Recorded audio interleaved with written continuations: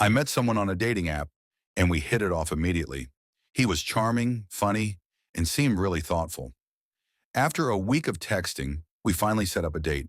We decided to meet at a coffee shop near my place. When I arrived, he was already sitting at a table, looking exactly like his pictures. Well, except for one thing. He was wearing a full-on suit, as if he had just walked out of a corporate meeting. I thought it was odd, but maybe he was just really into impressing people, so I didn't think much of it. As we sat down, everything seemed normal. He asked all the usual questions, was polite, and we laughed a bit. Then about 20 minutes in, things started to get strange. He kept talking about how he was on a mission in life, and then out of nowhere, he pulled out a notebook and started showing me what looked like complex charts and plans. It was about his life's blueprint and how he was building an empire. He even mentioned he had a special project going on. I thought he was just one of those intense people, so I smiled and nodded along. Then he pulled out a second notebook. This one was even stranger. It was filled with pages of names and numbers.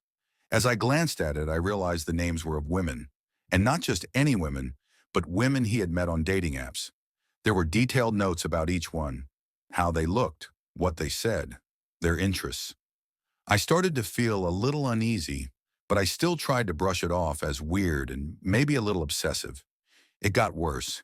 He then told me that he was in the process of evaluating all the women he was meeting to determine who would be the best fit for his future. He said he needed someone who could keep up with his goals, and he had a list of qualities he was looking for in a partner. He even told me he was scoring us based on different categories like intelligence, appearance, and emotional stability. That's when I realized I needed to get out of there. I politely excused myself and left, but not before I noticed him taking notes on my behavior and demeanor. I haven't heard from him since, but I still can't shake the feeling that I narrowly escaped from a dating horror story